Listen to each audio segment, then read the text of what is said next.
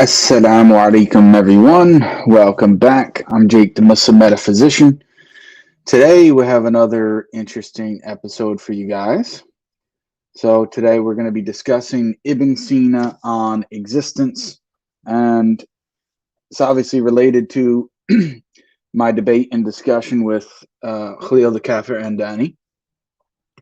And today, I've had a lively exchange with him on YouTube community posts, which I'll address that slightly here, although I've been addressing it back and forth on community posts this morning. So, but anyway, so today we're going to discuss Ibn Sina on existence.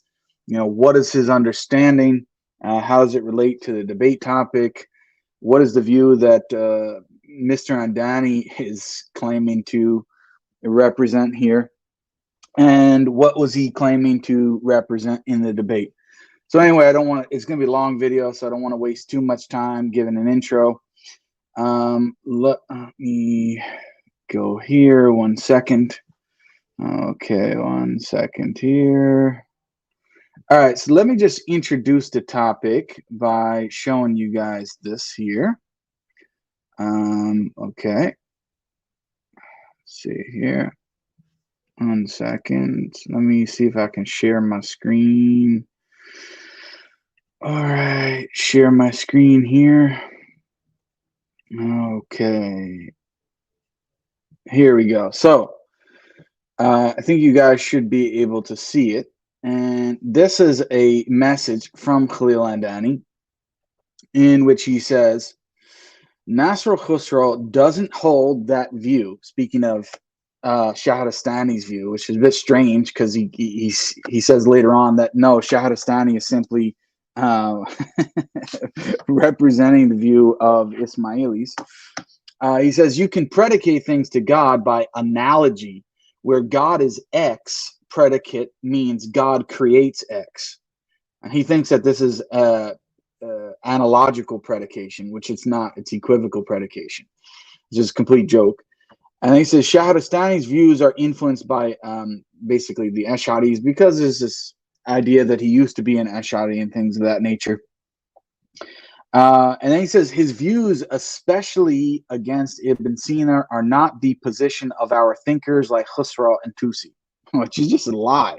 Because I'm going to show, forget about Tusi, but I'm going to show Nasr Khusraw specifically because of the fact that Khalil focused on, claiming that his position he was going to defend in the debate was based on Nasr Khusraw and Tusi. So anyway, that's the first image. Let's go to the second image here, which is related. So we'll see here, this is from the debate, as you can see. It says the reality of God's names and attributes. I've showed this image many times, but basically if you go to the clip, because I don't have time to play everything, unfortunately.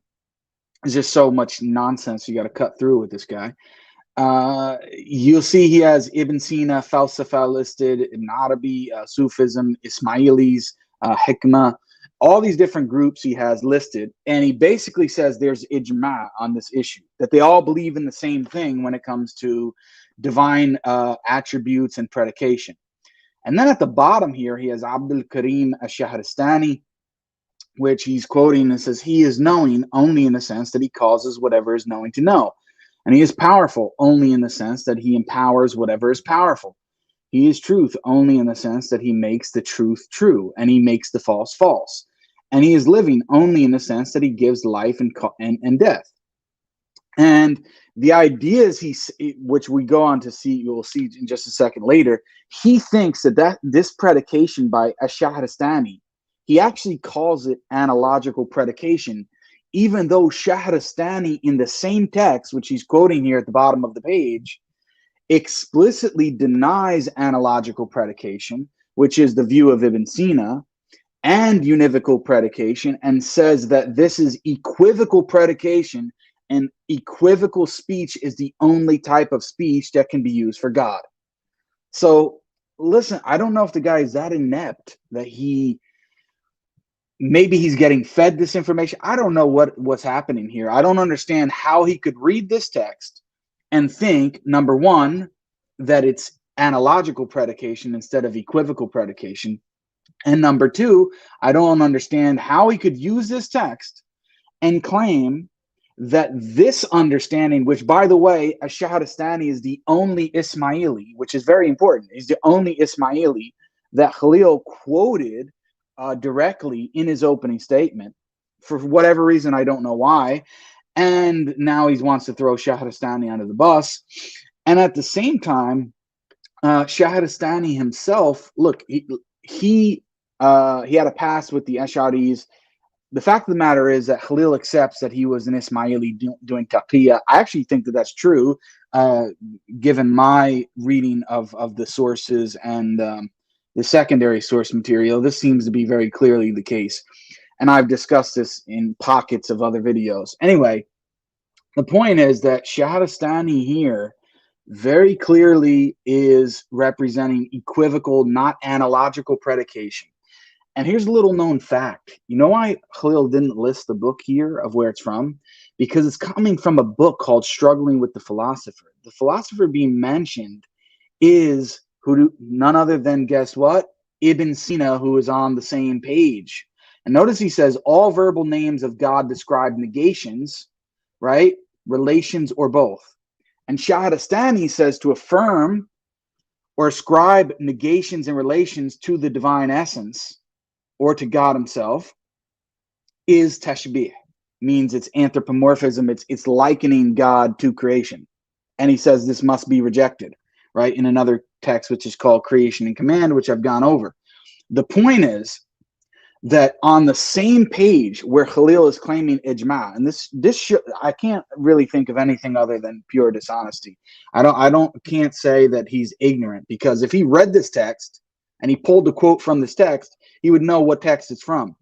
On a same page where he's saying Ibn Sina and the Ismailis agree, and he's using Shahrastani to represent the Ismaili view on divine attributes, Shahrastani in the same paragraph of this text, or maybe right above, he mentions Ibn Sina by name and is critiquing Ibn Sina for this view here and for his view of analogical predication, and saying, no, only equivocal speech must be used for God, even when it comes to the term existence, which he conveniently left out.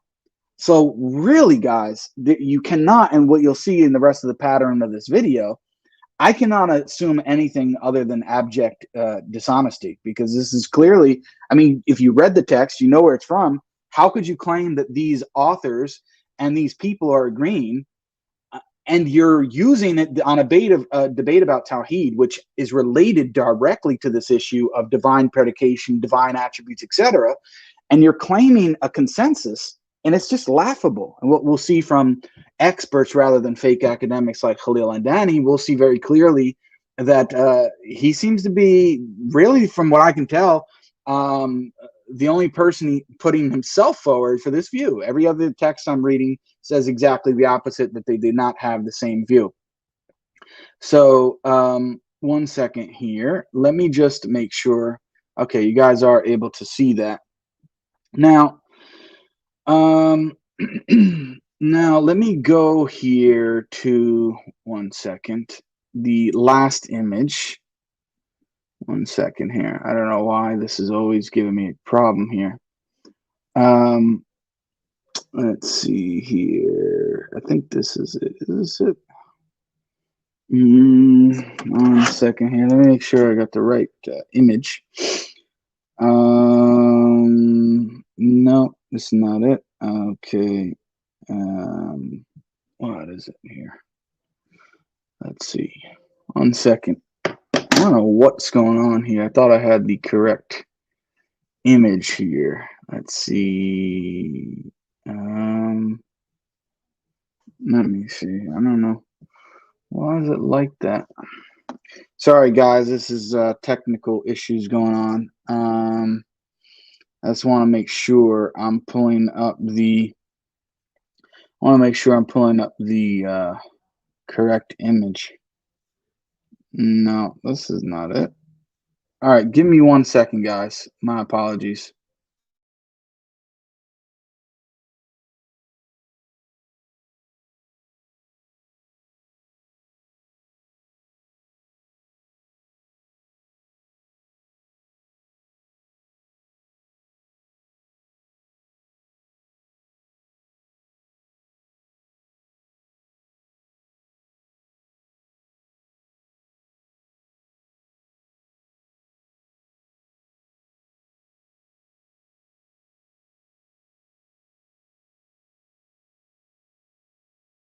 Okay, sorry. Here's the one I was looking for.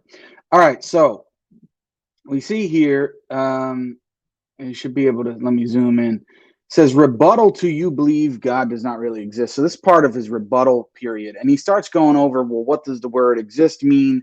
He gives different options. And he basically says, look, there's not going to be a problem anywhere you slice it.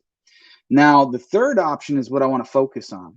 So he says, if the term exists is predicated only analogically, then God exists means God is the source, ground, giver of existence, meaning creator of existence, of all contingent existence, right?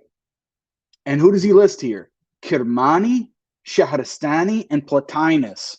And when he mentions the third option, he says this is the Ismaili view.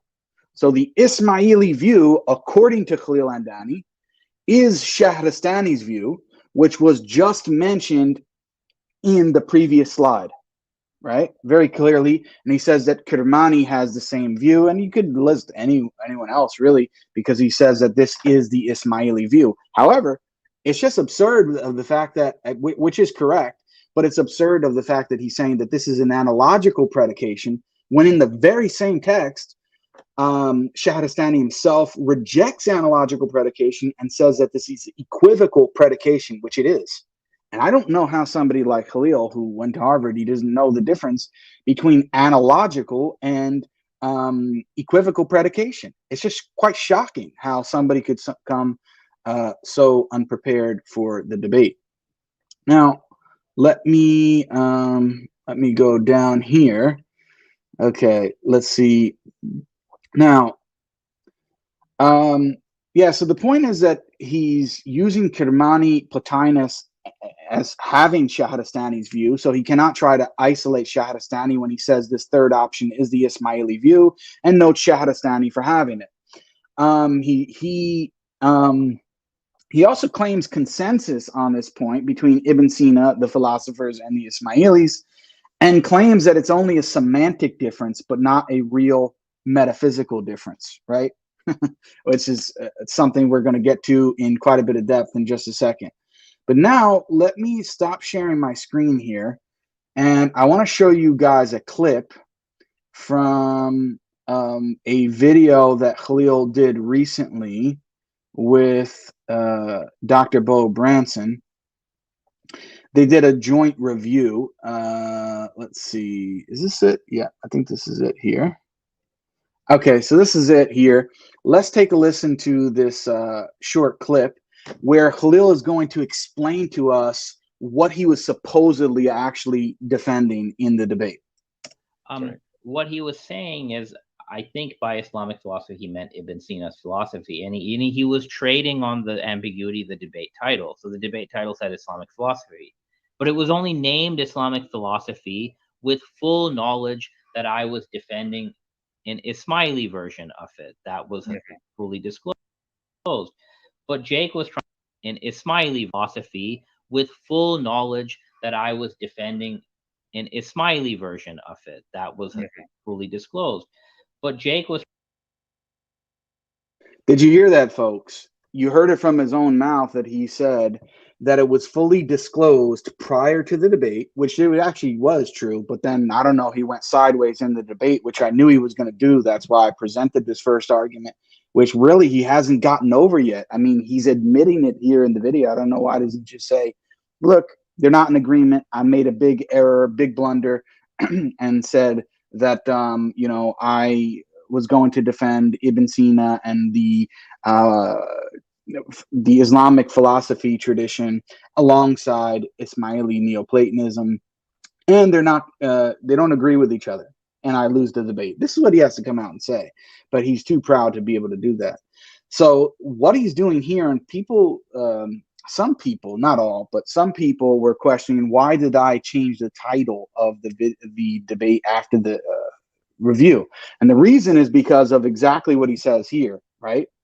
In the video here, in his debate review after the debate, he admits that privately the title of the debate was Islamic philosophy, and he doesn't mention it explicitly here. I don't know if he mentions it in another part of whatever clips he's got, but the reason is because his Ismaili imam, okay, fake imam of the Muslims, because basically is not allowing him to debate under the title of Ismailism, right?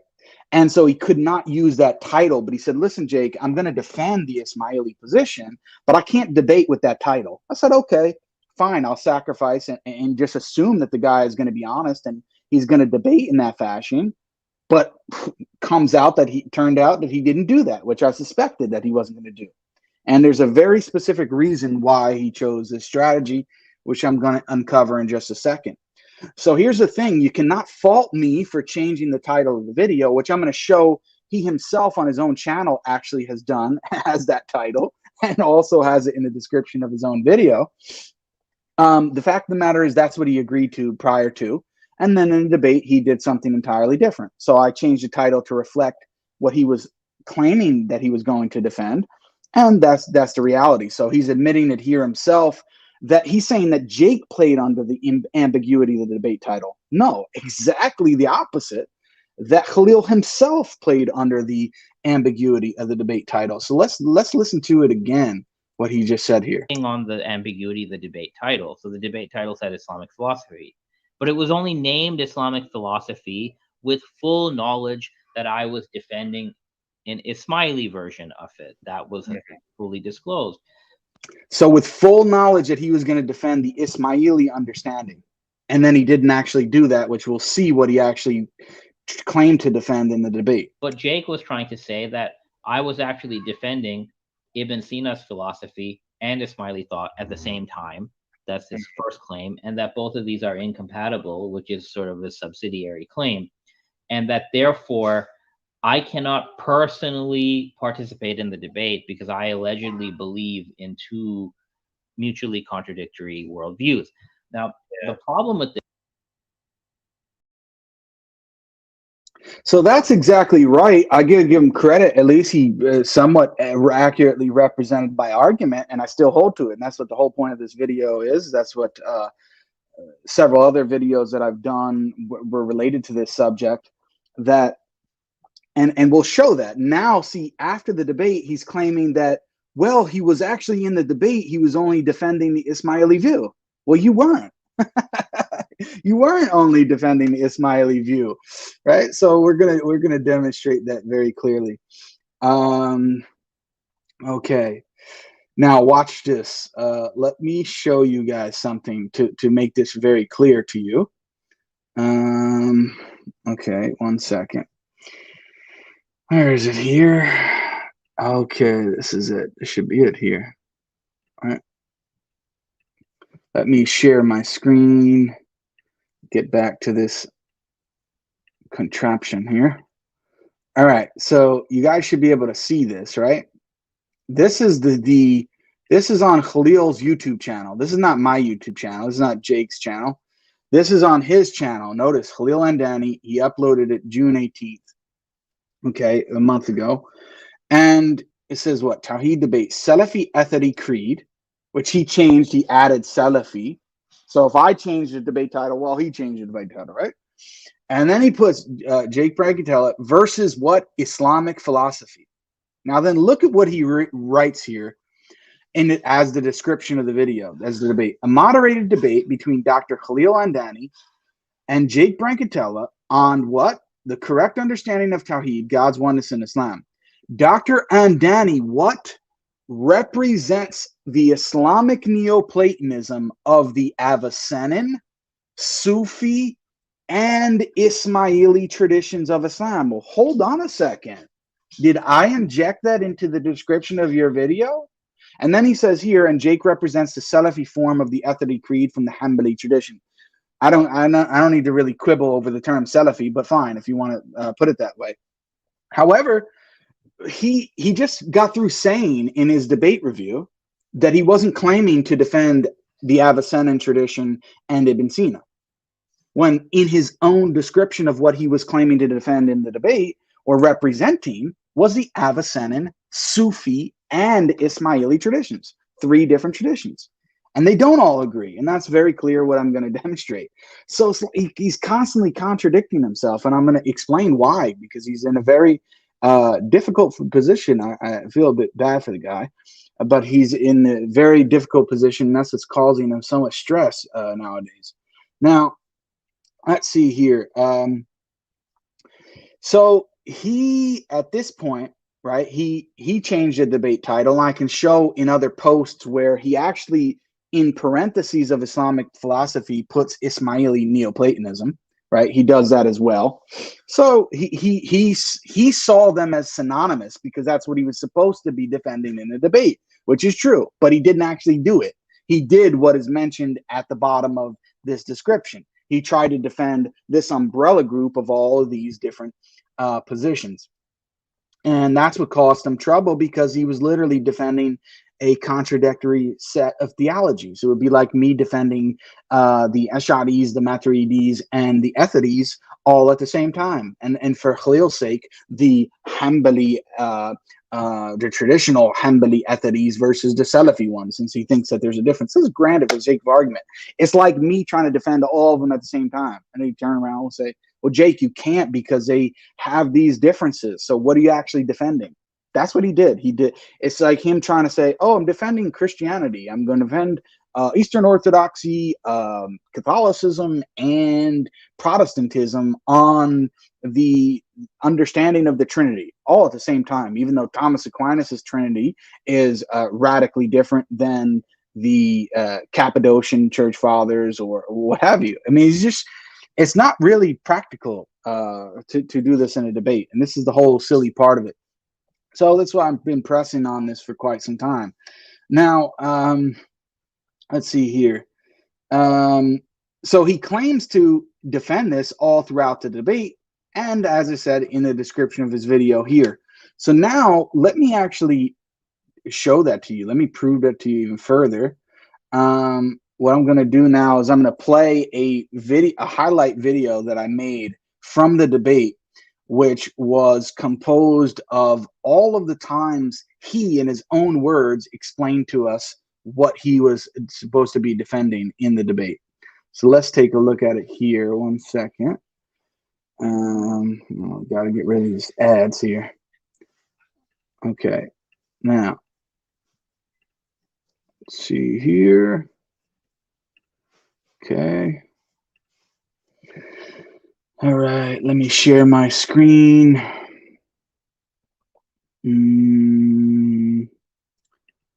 Okay, share my screen here. Now, look, this is the title of the video. It's called, What Position Was Khalil Andani Defending in Debate? So you just heard him. He said that he was claiming only to defend the Ismaili position and not the Avicennan nor the Neoplatonic, not Neoplatonic, nor the Sufi position. He's only defending the Ismaili position. Let's hear, these are clips from the debate of what he's actually claiming to defend. So today, I will defend the Tawheed of Islamic philosophy, including the Tawheed of the Ismaili tradition. I will show that Islamic philosophy fully upholds this view of Tawheed, while the Athari creed utterly fails at Tawheed. Now, in Islamic philosophy, Ismailis included, we maintain that... Notice he's saying, in Islamic philosophy, Ismailis included. If it was exclusive to Ismailis, there would be no reason to say included. He sees it as a group in which the Ismailis are included. And this will become even more and more clear as we go through this 4-minute video here. I will offer 10 arguments to show that the Tawheed of Islamic philosophy, Ismailis included, is established by reason and revelation, while the Athari... I just want to make it clear, the topic is debating Tawheed, Athari creed versus Islamic philosophy, and even if you want to say Ismaili philosophy, which is included, that's fine. But the Notice what he said, even if you want to include, so now he's saying, this is kind of like secondary, even if you want to include Ismaili philosophy. But wait, I thought he was only defending Ismaili theology. Debate is not Athari creed versus Khalil Andani's views over the past 10 years. So let's keep this thing on topic. All right. This debate is about Tawheed. It's about positions on Tawheed, the Athari position versus Islamic philosophy. Even if Jake wants to substitute Islamic philosophy for the Ismaili form of it, fine. but we are debating positions. We are not debating whether I personally hold to X or Y. Okay, if you see any modern debate competitions, many people have to defend positions that they don't exactly hold to. So that's what the debate is about. My opponent's comments about what my personal beliefs are really irrelevant to this debate. Next thing, I gave about my personal. Notice again, he says, even if Jake wants to substitute the term Ismaili philosophy or Ismaili theology for what? Islamic philosophy. He's saying that's optional. Even if Jake wants to, he can. Fine. So then when I do that in the debate title, you shouldn't have a problem with it either. But the point is, he sees this as an umbrella in which Ismaili theology is a part of or a subset of. And in fact, he wants to shy away from that all the time because he knows the critique that's coming. Beliefs, which it is not. Every assertion that Jake made about Ibn Sina contradicts, believes God is simple. And I already showed evidence. So even if this debate is about my personal beliefs, which it is not, every assertion that Jake made about Ibn Sina contradicting Ismaili views, the views I'm defending today are all in concordance between Ibn Sina, Ibn Arabi, and the Ismailis. They differ on other things. Did you guys hear that? All the views which I'm defending today are in agreement with Ibn Sina, Ibn Arabi, and the philosophers. He just said that. He said all the views which he's defending today are all in agreement with the views of Ibn Sina and the philosophers. They're not. That's the whole point, dude. So you're busted. I don't know why you think you can keep saying these kind of things when the video is right here. We hear you saying it. And then after the debate, you want to say, oh, I was only claiming to defend Ismaili theology. Come on, man. It's just, you're looking really bad right now. Today is on the screen. I've defended that Allah is absolutely simple. He needs to decide, is Khalil an Ismaili or not an Ismaili? Here's the thing. The worldview I've defended today is on the screen. I've defended that Allah is absolutely simple without real distinct attributes. Did you hear that? The worldview that I've defended is on the screen right now. Who is this? The philosopher, Sunni and Shia, 12ers, Ismailis, right? Asian Sunni Sufis. I mean, look, Ibn Arabi, Hanbali Sunni Sufis, even said Abdul Qadir al-Jilani. Oh my God, all these different people. Ghazali. He lists all of these different people. He says this is the worldview that he's defending. This is the worldview he's defending.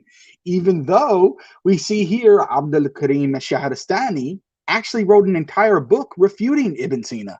But yet you're defending both of them somehow. Wow, that's pretty shocking. You know, it's very shocking that we have to give him that we have to give him credit where credit's due. The fact that he thought he would be able to come in and defend these contradictory positions and catch one over on the audience, which for some of them he may have. But that's what we need to do these videos to show that this is just silly, man. This is not academic at all.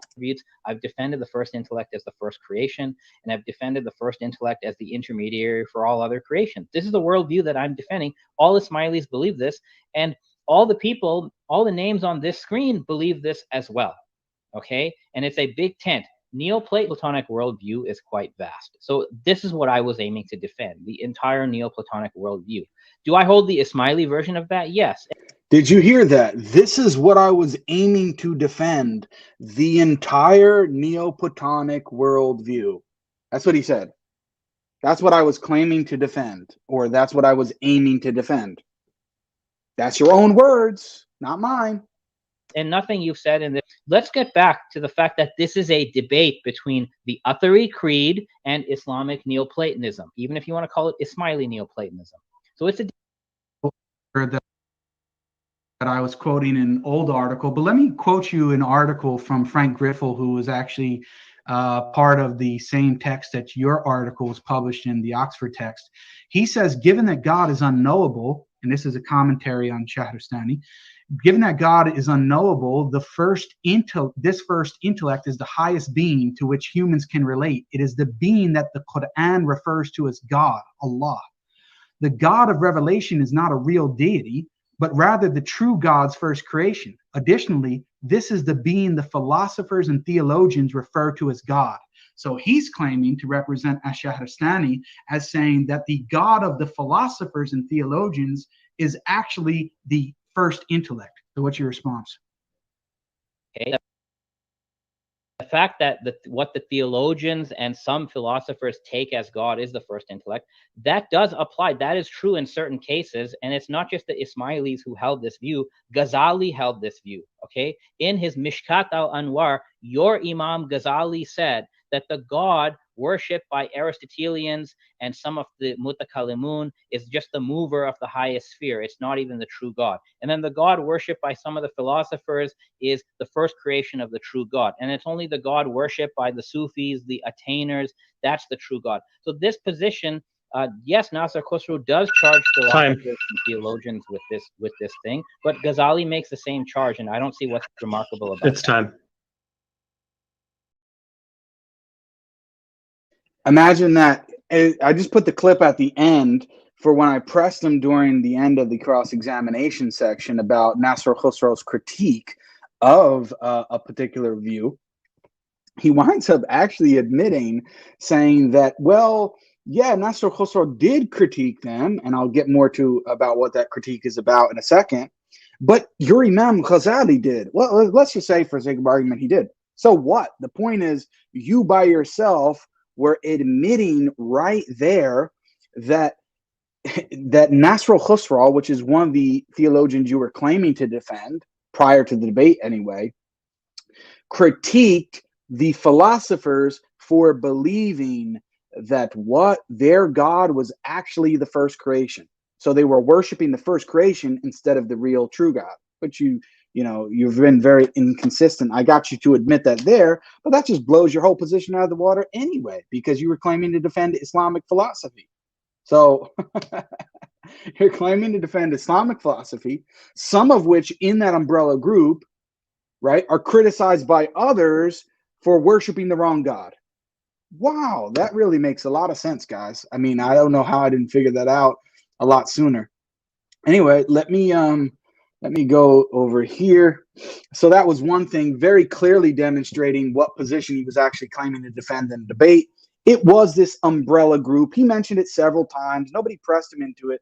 It was his own words. He wasn't claiming to defend merely the Ismaili view. In fact, he was trying to shy away from that as best as he could. Now, let's see. Let me show you. This is from, it's going to be from the actual debate, where during the cross-examination section, this is it here, right? This is it. Okay, so during the cross-examination section, I asked Khalil a question regarding this matter, and listen to what he says.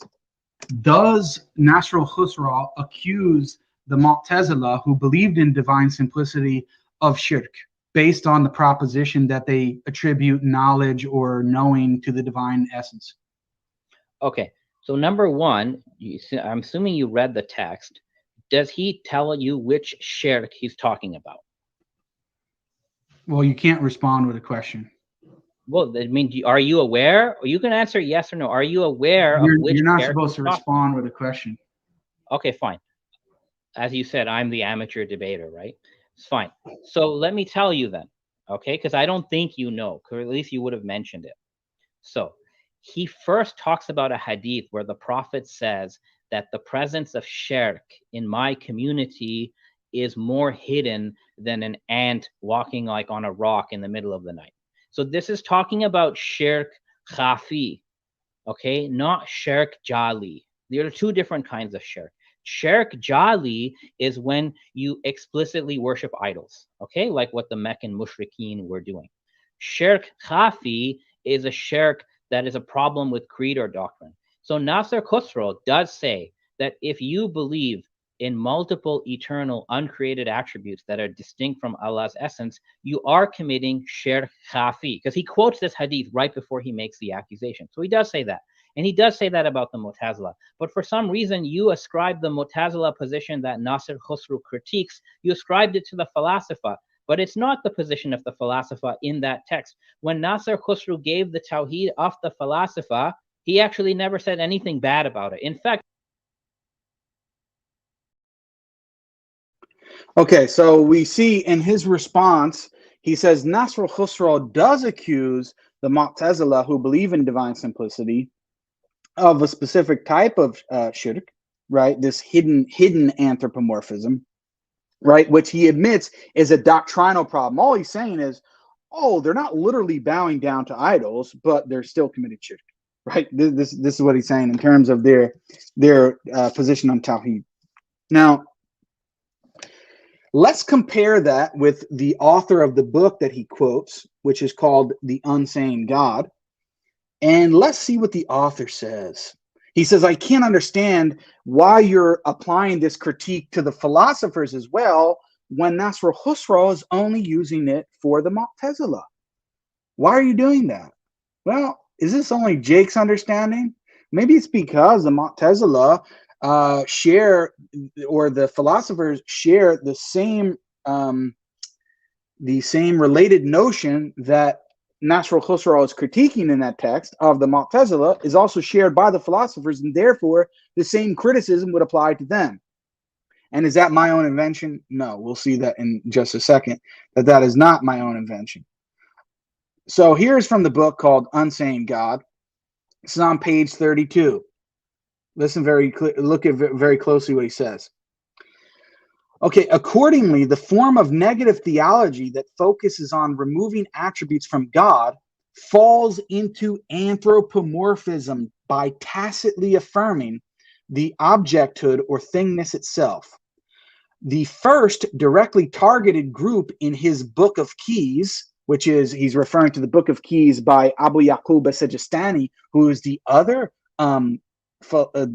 theologian or philosopher, however you want to call him, Dai, of Hujjah, of the Ismailis that Khalil said represents his theology. What? So now this author is on the same issue, is not only quoting Nasr al-Khusraw, he's quoting Abu Yaqub as-Sijistani. What does he say?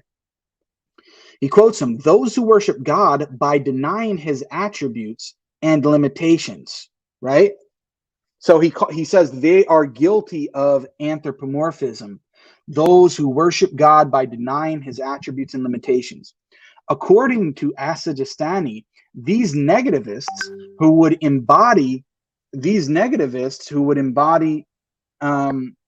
sorry, one second here. One second, guys.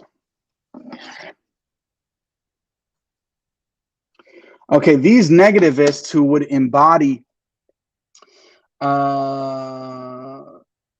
negativists who would embody these negations in the table of At-Tamimi do not worship God in a beneficial manner, since such is applied to some created beings.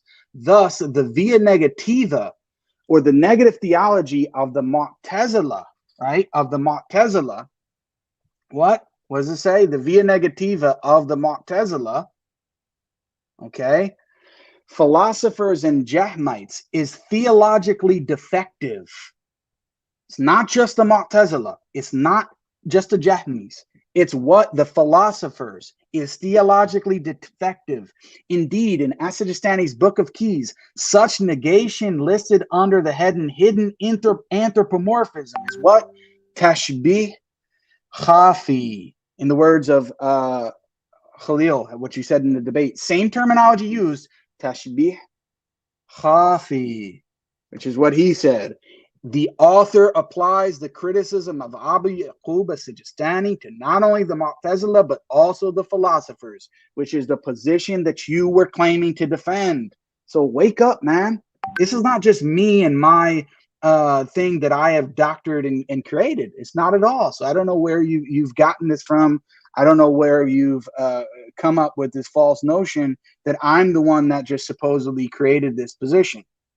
Okay, this is not what happened. Now,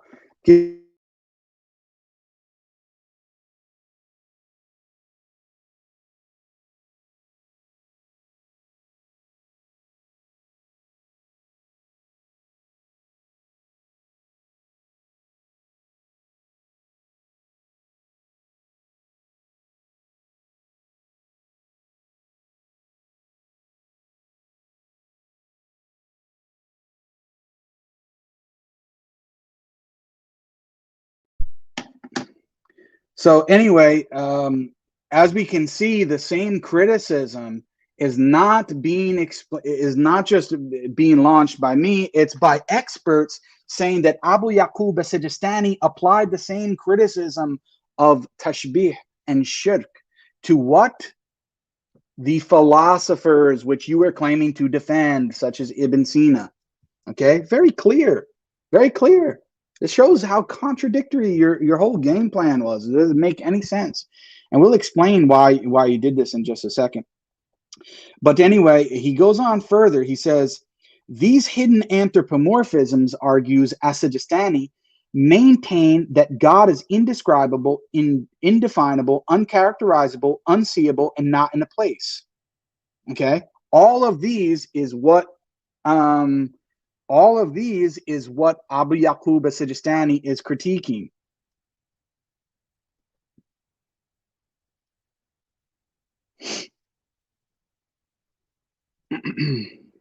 So it's very clear that he is critiquing the view of the philosophers. Abu Yaqub as-Sijistani, not only that, he's saying that they're guilty of tashbih and shirk. Okay, so now let me continue reading on the next page here. Let's read on the next page here, page 33. Okay, let's see. The double negation of as-Sijistani and al-Kirmani presents a unique form of apophatic theology that is even more radical than it appears when we put it into context. So he's showing it's a more radical form. It's not this view of the philosophers. Earlier Neoplatonic representatives of negative theology on divine nature are known to situate the ineffable one beyond the first emanation, the universal intellect. Ismailis go beyond this classical Neoplatonic system, which was widely accepted by the peripatetic philosophers, which Ibn Sina was a peripatetic philosopher. In their cosmology, Ismaili thinkers creatively put the divine word or the divine command above the universal intellect, which is itself unknowable in its essence. Okay, and it goes on and on further to explain this. But the point is, this notion of apophatic theology of the Ismailis is clearly different and distinct and separate from that of the philosophers. It goes well beyond that of the peripatetic philosophers. Okay, furthermore, let's read here further here. 1 second. Yeah. Okay, it's on the next page, page 34, right? He says, this Ismaili deepening of negative theology through cosmology is overlooked if it is reduced, and listen to this, this is very clear, this is actually critique of Khalil at this point. This Ismaili deepening of negativity through cosmology is overlooked if it is reduced to a decontextualized generic Neoplatonism. The Ismaili via negativa duplex in this repetitive form was unprecedented, meaning that nobody else used it. This was distinctively an Ismaili feature. And I've played videos from Khalil in the past saying it's exactly the same thing. But because he's put himself between a rock and a hard place, now he has to kind of oscillate back and forth. Now, this is something here very interesting. Now he asks, well, why is Jake and why is this author, who, by the way, Khalil quoted and he referenced his book in there, doesn't mean he needs to agree, and I'm not stupid that he needs to agree with everything in the book, but he is a relevant source and he is agreeing with me very clearly. He says on page 36, right? He says this, a fundamental yet subtle peculiarity in terms of the divine attributes, which, yes, it's related to Tawheed, Khalil, next time you should check, resides in the insistent critique of the philosophers and Mu'tazilites by many Ismaili masters. Many Ismaili masters, according to this author, which I've demonstrated time and time again before, are insistent upon critiquing the view of the philosophers and Mu'tazilites on their view of the divine attributes. One, and then here again, this is for you, Khalil. One might tend to lump the Ismaili negation of divine attributes together with that of the philosophers, yet their negation in terms of divine attributes are different, and get this, even antithetical to one another. Wow, look at that. Antithetical to one another. In the Ismaili apophaticism of the divine essence, negating the divine attributes indicates their inapplicability instead of their negative application that we find among the early Ibadis, Jahmis, some Mu'tazilis, and philosophers. So that's the critique. Okay, very clear that they are antithetical. The view of the philosophers on the divine attributes is antithetical to the view of the Ismailis. Very clear. So how can you defend both of them in a debate and say they have the same understanding of Tawheed? It's ridiculous. Okay. Now, let me see.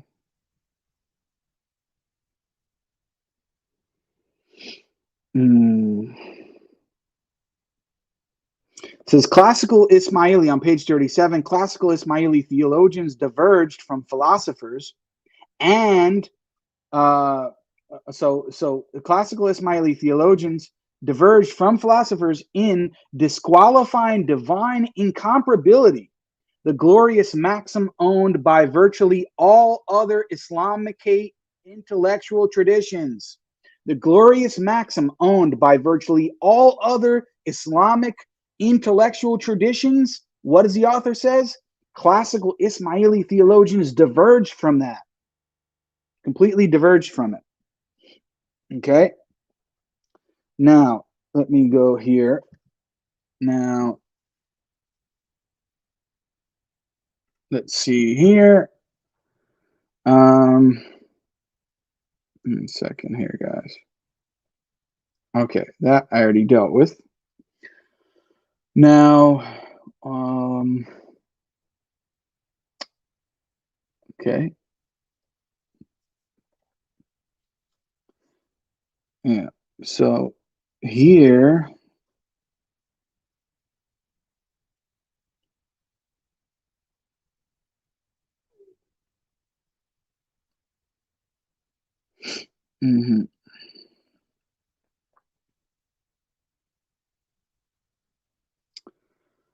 yeah.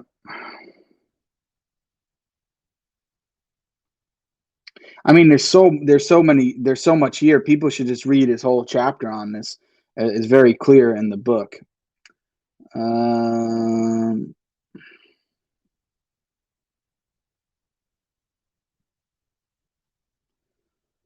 Okay, he goes through all this through various different authors. He mentions Nasruddin as Tusi as well. That we don't really need here.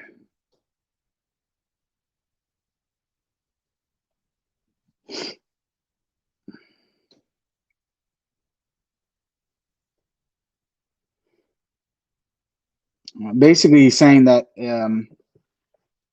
he's trying to represent that Nasruddin Tusi had the same position as Sijistani. He mentions the same thing. Now, let me go through here. There's some other texts. Okay, so he mentions Nasr al-Khusra. He quotes Nasr al-Khusra. He says, in the Book of Enlightenment, Nasr al-Khusra rejected the application of philosophical names of such as being, existence, and causality. His twin wisdoms reconciled criticizes the employment of a wider array of theological names, showing that each of them assume the accessibility, relationality, or plurality of the divine essence. A major point of his divergence from theologians of other schools is about naming God at all in the first place. And then he quotes him, which is a quote I gave in the debate and subsequent to that. It is clear that to call God knowing is polytheism. And if these theologians assert that God is powerful, this too is polytheism. And if these theologians say that God is living, this too is polytheism. Right? very clear what he's saying here, which is even naming God with these things is problematic. Why? Because he's beyond being or not being, and he's beyond existence, and all these other kind of claims that are being made. And he goes on to say, nothing which has an opposite can be a God, can't be a cause. And then goes on to say, we are all saying all of this metaphorically, not discussing the reality, because discourse or speech cannot deal with the matters concerned with divine unity, dealing with them directly. Speech and speaker are both dependent on what has been created by him. Discourse is powerless, unable to penetrate the true realities and understanding of his ipseity, meaning his essence. This is because, as we have already said, speech and the speaker are both below the intellect, and therefore they cannot perceive anything except what is under it. So, as I said, and which was part of my third argument, according to Nasr al-Khusraw, you cannot really speak about God in a meaningful manner. Okay? He says that, and then now this is a writing by the author. The transcendence of God in Khusraw's theology is also clear in his poems. He goes on to now quote something about his poems. We don't really need to get into that. Yeah, he says, this rejection of causality was a challenge to all other schools, but was particularly aimed at the philosophical stance that typically depicted God as the effective cause of creation. Another clear difference, which was aimed directly at the philosophers. Then he goes on to say that the attributes that the Ash'aris ascribe to God actually belong to the universal intellect, which ranks below the divine word. So if you think God is all-knowing and you think that's literally applied to God, then, and to his essence, even in a negative sense, then you are worshiping the universal intellect, because that can only be applied to the universal intellect. So you're worshiping the wrong God, and that's why it's called tashbih, khafi. Anyway, now further here, he goes on to talk about Nasruddin at-Tusi and Shahrastani. All right, and okay. Here, so again, he says, here Ash-Shahrastani is undertaking the same critique of hidden anthropomorphism with Abu Yaqub as-Sijistani. And this is his critique of Ibn Sina, which I also mentioned. Does he, meaning Ibn Sina, not understand that the negation of many deficiencies from God is a deficiency for him? As the weavers amongst the literalists say, and the lowest storytellers say, neither body nor substance, nor something shaped nor measured, nor elongated, nor round, nor square, nor it keeps going on and on. I don't want to waste too much time with the quote. He says, so Ibn Sina said about protracting the chapters in his books with the negation of the like of these attributes from the necessary being in himself prior to proving him. This is nothing but haphazardness and shooting in utter blindness, and a negation of deficiencies, which is an affirmation of and a negation of deficiencies, which is an affirmation of deficiencies. So he's basically saying to affirm these negations is a deficiency for God. Proper apophaticism or negative theology is not negative applicability of divine attributes for Ash-Shahrastani. It is rather admitting their inapplicability. Negative statements are to be renegated in order to perform the incapacity of the theological discourse. God is marked by an excess of negation. Ash-Shahrastani's discussion of the phrase God or Allah as an apophatic designation that negates all identities and ipseities has evident parallels to earlier Ismaili theologians. So Shahrastani is not a rogue doing it, and clearly even admitted himself that Shahrastani is representing the Ismaili position on divine predication and existence specifically, which, as we showed, he thinks it's analogical predication, which is not. We're going to see that in just a few minutes. Anyway. Okay, quotes from some Ibn Walid here, another author. Okay, 1 second. Where actually he quotes the Shahada, this other Ismaili author, Ibn al-Walid, where he quotes the Shahada, and he says, there is no God. 1 second here. He says the first existent is that of which the prophetic law reports as the pen. Its ipseity is the one and many, or one many, in its relations, attributions, and conjugations. He rather transcends his existence, and his agent is complete and perfect.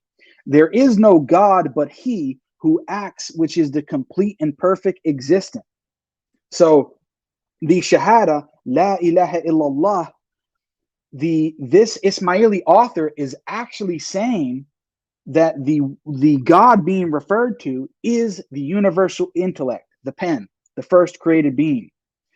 And it's not just my interpretation. The author says, within the Ismaili cosmology, Ibn al-Walid's God is utterly unknowable, far beyond comprehension, limitation, or definition. Discourse cannot be reached anything about her. Anything that can be known or spoken of is created, right? You can't speak about God whatsoever in this manner, not in any meaningful fashion. Okay.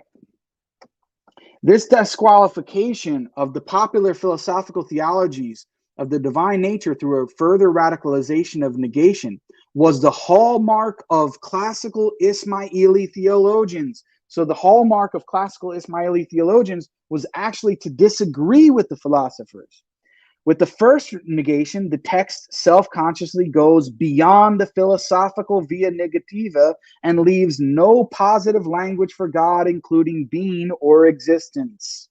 So it goes way beyond this. It's very clear. Let's see. Anyway, I don't want to read too many texts because there's just a lot here. There's so much here. Okay, but this one's relevant. This is a quote here. This is a quote actually from Nasruddin Tusi. He says, "This is a rank that no creature can describe. That which can be described in words cannot be free from denial, kufr, and ascribing partners to God, shirk." So he's clearly saying anyone who tries to describe God by these terms, negative or positive, it cannot be free of kufr and shirk. Very clear. This is Nasruddin Tusi in his text, which is being quoted by the author, and the name of the text is Attribution of it's called Solidarity and Dissociation.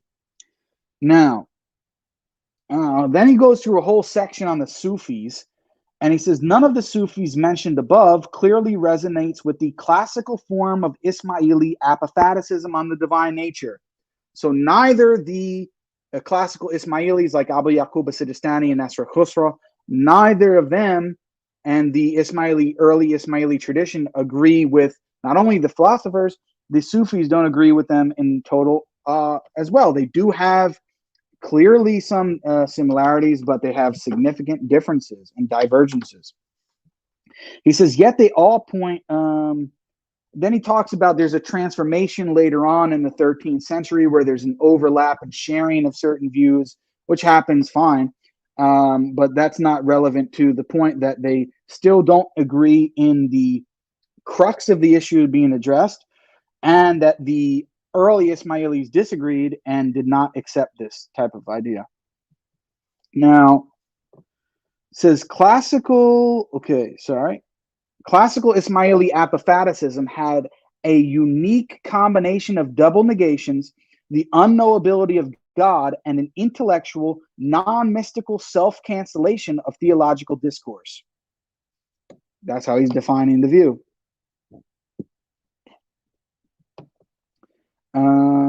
Okay.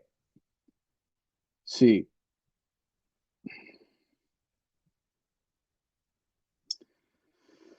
Okay, that's that. Then in the section about the philosophers, he clearly draws parallels between Ibn Sina and the philosophers and the Mu'tazila. So, for example, he says, here, Ibn Sina presents a negative theology of divine attributes in a Mu'tazilite fashion by considering the essential attributes as negations and all relational attributes as divine actions. That's why the accusation against the Mu'tazila of tashbih would apply to Ibn Sina and the philosophers, because they have a similar understanding, although not identical, to the attributes and how they function, because they're negative theology, not this double negation or complete radical apophaticism or equivocity. They don't have the same understanding. Okay, now let's address this issue on equivocity, and I'm going to show you now, even from Christian sources, a Christian who, by the way, they might come up with a conspiracy that I actually programmed either Ryan Mullins to ask this question to elicit this response, or that Scott Williams, I had his contact, and I said, Scott, answer this question in the context of a recent discussion and dispute I've been having with this fake academic, Khalil Kafir, to answer the question exactly in this manner, to completely fold him and demonstrate exactly what I've been saying all this time. Okay, so let me share my screen here now and show this to you guys. This is going to be a very short clip. Okay, here it is. So the title of the video. And you also know there's 1 second here. The title of the video here is Classical Theism, Trinity and Simplicity Roundtable. This is the name of what it is. And it's got only a few views, but it's called, the name of the channel is London Lyceum. They got some good videos over there. Anyway, so this is Scott Williams answering a question that was put forward by Ryan Mullins. And anyway, this is relevant to the discussion. Listen to what he says here. Distinctions in the Islamic tradition too. Fans of Avicenna are going to try to nuance it. And you also know there are distinctions in the Islamic tradition too. Fans of Avicenna are going to think we can talk about God meaningfully. Even the later Avicenna have univocal concepts of divine attributes, and some of his followers, like Al-Tusi, is going to think we can have some univocal concepts of God that are distinct prior to any thoughts, right? And then there's Al-Shahrastani, who said, no. God is so different from us, all language is equivocal, right? And so notice what he does there. He contrasts the distinction between Ibn Sina and Ash-Shahrastani. He says the view of Ibn Sina is that you can use some univocal concepts of God, and definitely analogical at the very least, right? But then Shahrastani, on the other hand, says, no. All language of God can only be what? Equivocal, Khalil. So when you quote Shahrastani and you say that this is analogical predication, it just shows you don't even know what the difference between analogical and equivocal predication. And it also further confirms my point that Shahrastani and Ibn Sina clearly did not have the same understanding. It was not merely a semantic difference. It was a real difference about whether or not you can use analogical predication and univocal predication for God, or only equivocal. And Shahrastani says you can only use equivocal, and if you don't, you fall into tashbih, or anthropomorphism, and shirk, or polytheism, based on the same idea that Abu Yaqub as-Sijistani said in the quote that I gave from the text, and which I've mentioned from Nasr al-Khusra in the debate. And so the same critique would apply to Ibn Sina and the philosophers. Okay, this is the clear reality and clear position. 1 second here. Okay. Now, and this is by a Christian philosopher, but he's very in tune, I guess, with, at least minimally, with the historical development of different distinct quote unquote Islamic theologies and showing the difference very clearly. He's making the same distinction that I am. Now, because Khalil seems to not really understand what the difference is between analogical and equivocal and univocal predication, I'm going to share a video.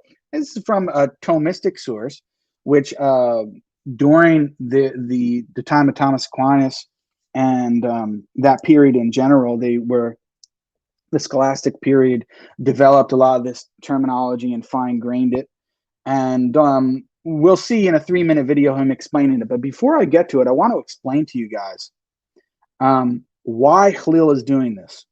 The reason Khalil is being so dishonest and trying to portray that Ibn Sina and the philosophers and the Sufis and the Ismailis and that big tent, that big umbrella, which he was claiming to defend in the debate, but now he's backed off, is because what he wants to do, and this is what he's even trying to do with these academics, he's trying to put me forward as Jake is this Wahhabi.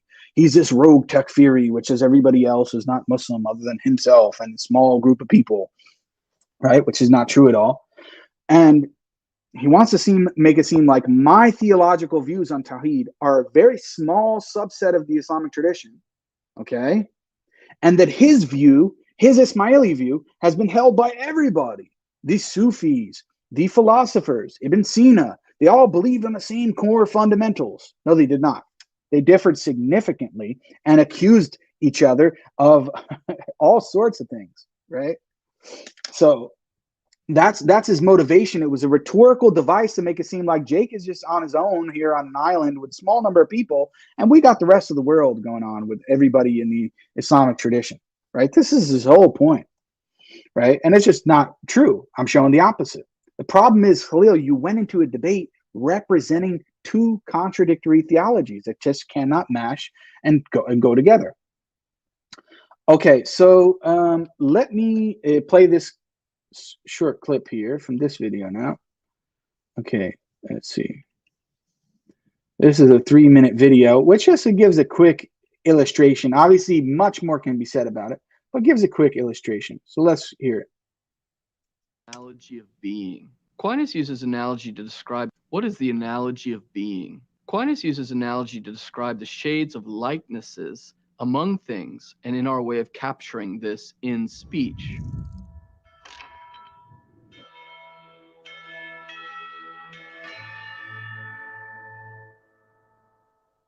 So let's begin with a problem. In some cases, we use the same word to predicate the very same thing of two subjects. John is a man, Peter is a man. We call this univocal speech. They're both univocally human in the same sense. In other cases, we use the same word to predicate entirely different things of two subjects. I deposited it in the bank. He hit the bank shot. We call this equivocal speech. The word means equivocal things in different contexts. Finally, in certain instances, we use the same word to describe things that are partially alike and partially diverse. He's a good man. That's a good sweater. We call this analogical speech. The quality of... Okay, you guys understanding? So the difference is when you say that when you use the same term with identical meaning, or univocal speech, which I think he used for human in the beginning, you mean exactly the same thing. So univocal speech is when it has the same referent or same meaning. Okay, same word, same meaning. Then he showed you equivocal speech like bank. You could have a bank, which is a financial institution, and then you can have a bank, which is a river bank. So if I say, okay, I'm going to the bank, right? Well, it could mean I'm going to the river bank to go fishing, or it could mean I'm going to the ATM, the bank financial institution, to take out money. Now, it has the same word, but completely different meaning. That's what's called equivocal speech. Now he's explaining analogical predication is when it's the same word and it has a part which is similar and a part which is distinct. Okay, so univocal, same word, identical meaning. Equivocal, same word, completely different meaning. And analogical, same word, similar meaning part of it is the same and a part is different.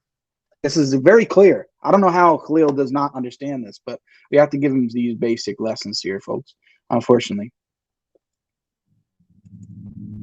The word means equivocal things in different contexts. Finally, in certain instances, we use the same word to describe things that are partially alike and partially diverse. He's a good man. That's a good sweater.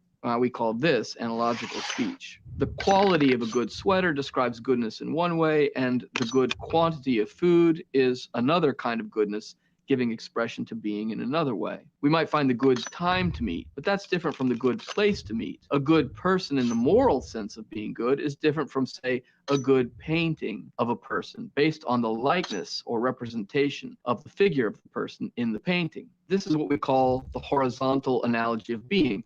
Being and goodness are said in many ways of the very different categories of being we encounter across the horizon of this world. Then there's what we might call the vertical analogy of being. Everything that exists in some way has being and is good and has a kind of unity to it and a truth or intelligibility. But what about the source of all that exists? If God is the cause of all that exists, then the effects must in some way resemble the cause.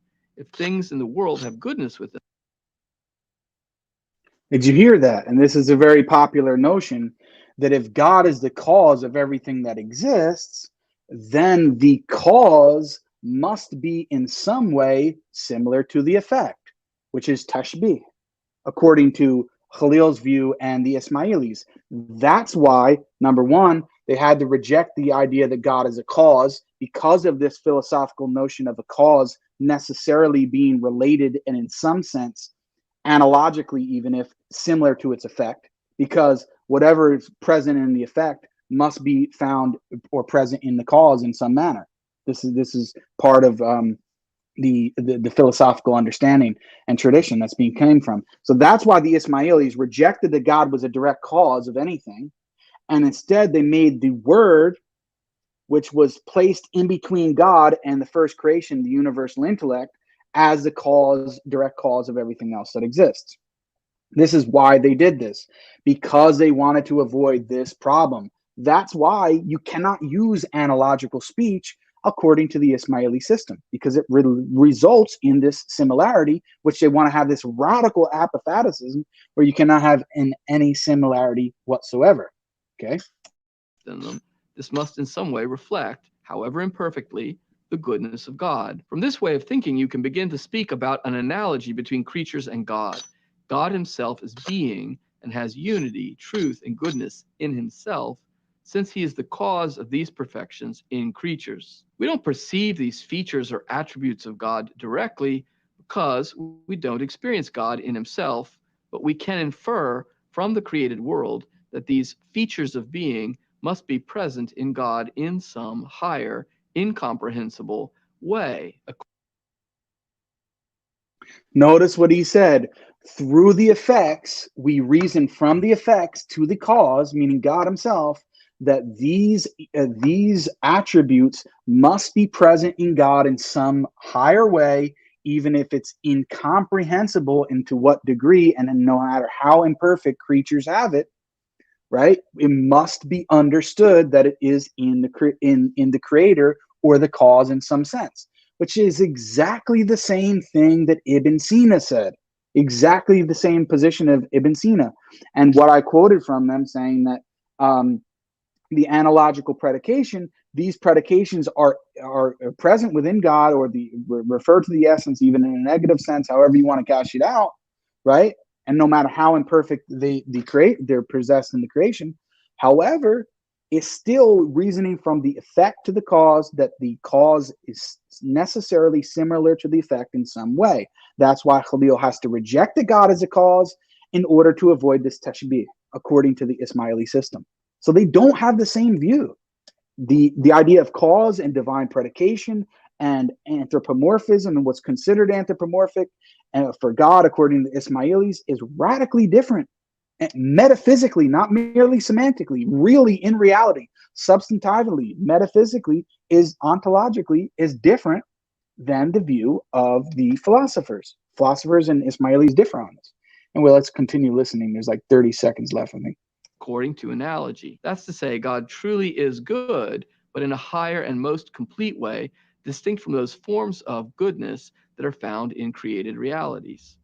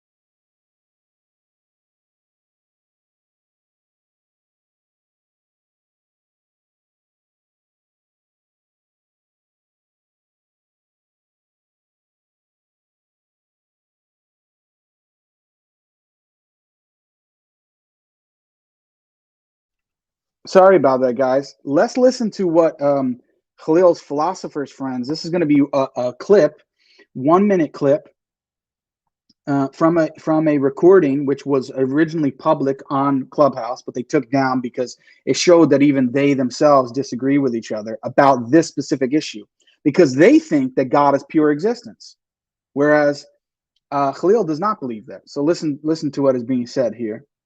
1 second. Okay, here we go. Hope you guys can hear this. Either the essence is identical to existence or it is not. If it is identical to existence, right, then both of them have the same essence and they are the same thing. Right? If they're not the same thing, then their essence has to be additional to existence. There's no other way. Right? Their essence has to be additional to existence. Yep. Exactly. Yeah.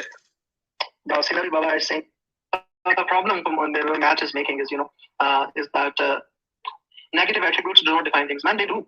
Negation, if I say negation of contingency, I have fully described the complete and pure existence of God. See, look at that. If I say the negation of contingency, I have fully explained the complete and pure existence of God.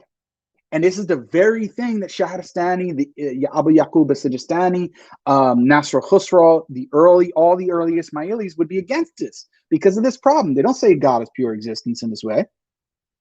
Right? Because once you take contingency away, the only thing that remains is pure existence. So I think we need to understand. Notice what he said. Once you take contingency away, the only thing left is pure existence. So they believe that God's essence and who God is, he's identical to pure existence. That's the only thing you have left. This is very clearly what is being said. We need to understand that when we say that essential necessity is a negation, so we need to understand that it is the negation of a negation. And the negation of a negation is something positive. It is something sabuti. It is a self itself. The self itself is Kama. Okay, so when we say that essential necessity is a negation, so it is a negation of a negation, and the negation of a negation is something positive. Yeah, okay, so, yes, it is an affirmation. So what is that? Then their own friend is telling them even further, it's not merely a negation, it is a negation of a negation, which is an affirmation or a positive. The Ismailis will not accept this. They will not accept a negation of a negation and accepting this positive sense. So very clearly, I'm showing you even from themselves prior to the debate, they don't agree when it comes to the idea of God's essence and existence. These guys believe God is pure existence. God is pure existence. That's their idea. whatever the hell that means, God is pure existence. Khalil doesn't believe that because Ismaili theology considers that to be tashbih. Very clear. So you can't defend both of them. Okay. Now, the last and final thing I'm going to do is I'm going to go through a couple quotes that prove this point even further. Okay, so this is from the book called Struggling with the Philosopher, A Refutation of Avicenna's Metaphysics, Ash-Shahrastani, okay, who's the big guy we've been talking about for a while. And this is from the introduction by Toby Meyer, which Khalil himself quoted in reference to Nasruddin Tusi. But let's listen to what he says about this issue. Let's see if I'm misrepresenting the situation. This is in the introduction to the book. Okay. This is in the introduction of the book. Okay. So it says the basic idea espoused by Ash-Shahrastani against Ibn Sina was, as noted, the absolute transcendence of God beyond existence and comprehension by human reason. So that was the basic idea that Shahrastani was critiquing of Ibn Sina, that God is completely beyond existence.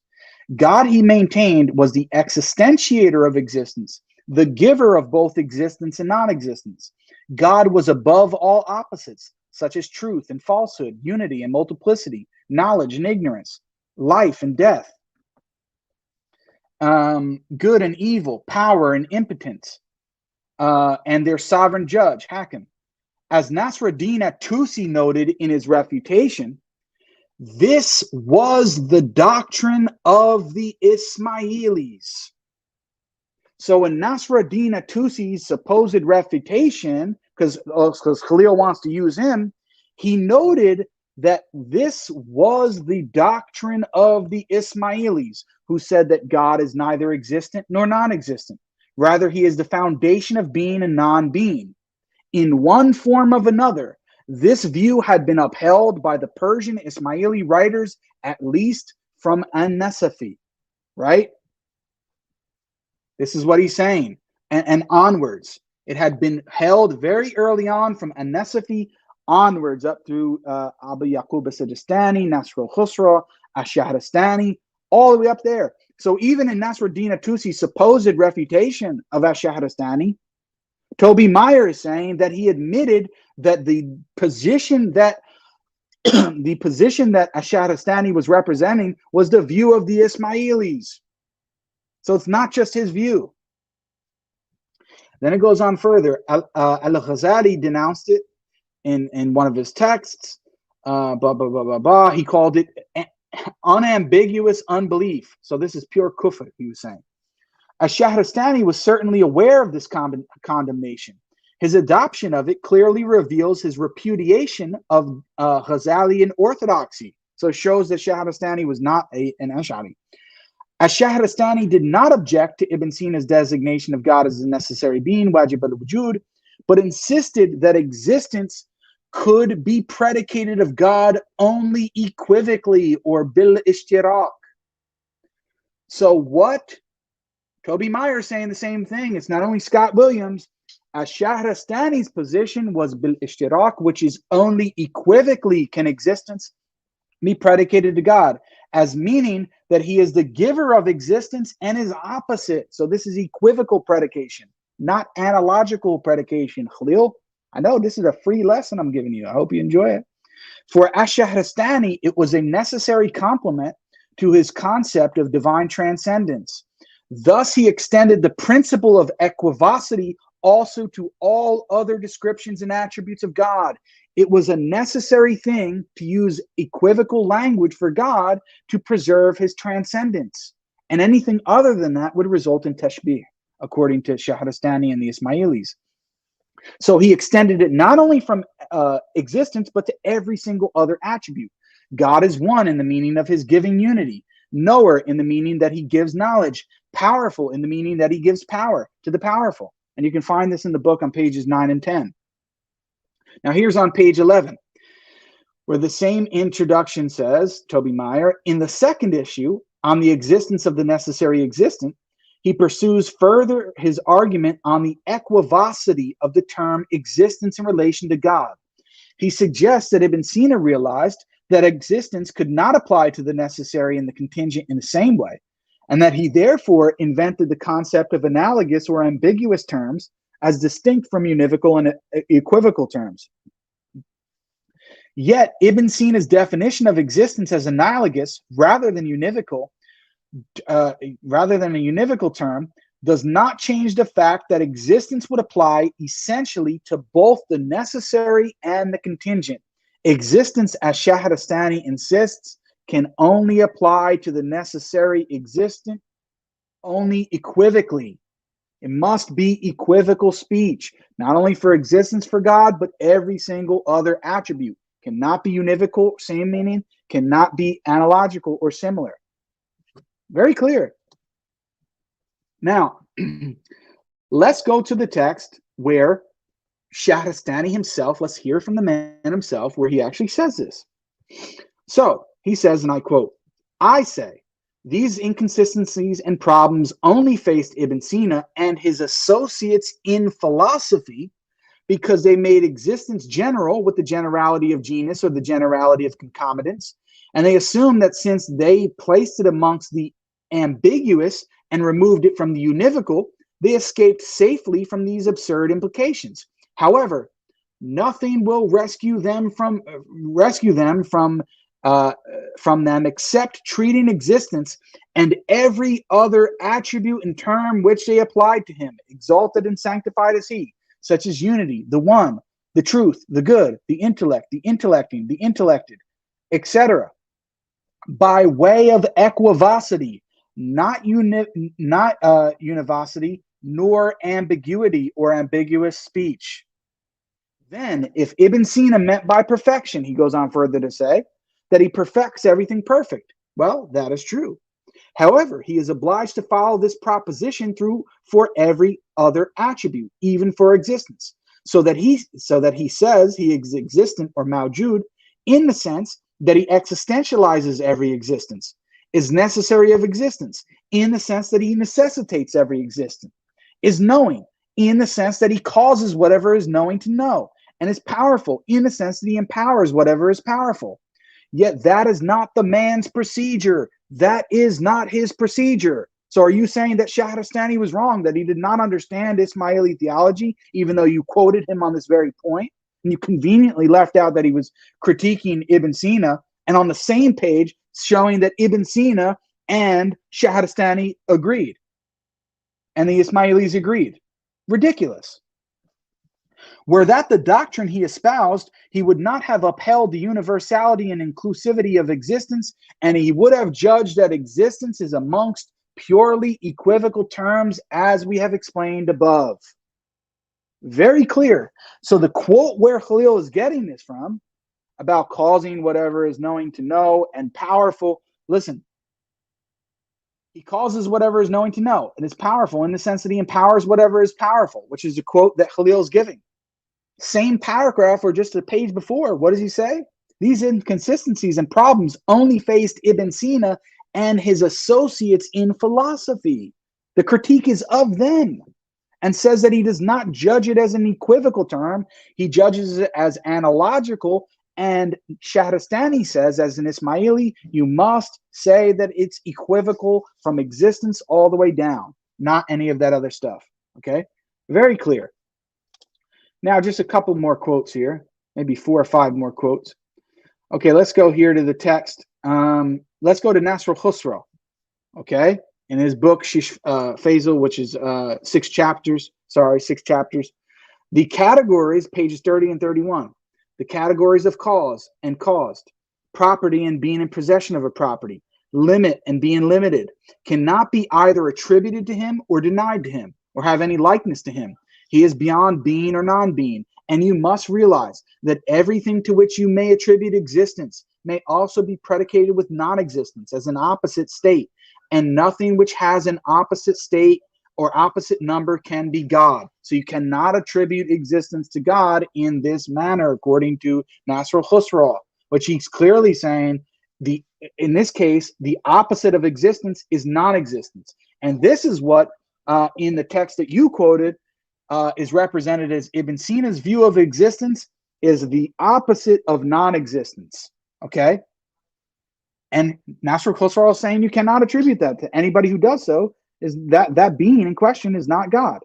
Then he goes on further to say on page 33, it is impossible to attribute God being either a cause or the result of causation, because both these categories have been produced by him. He is the all high above these categories. We are saying all this metaphorically, not discussing the reality, because human speech or reason cannot deal with these matters concerned with Tawheed. Listen to this.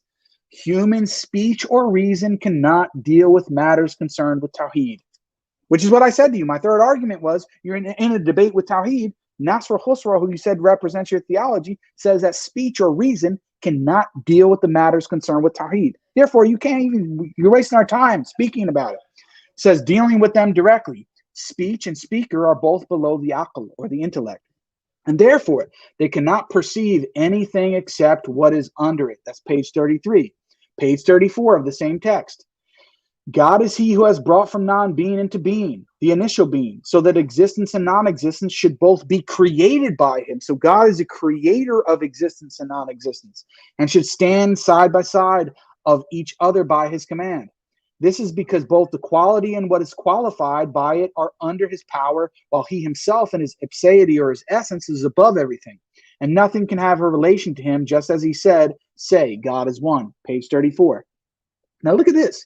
Even Khalil Andani's article himself on Nasr al-Khusraw, this is what he says, and I quote on page 176 of the book.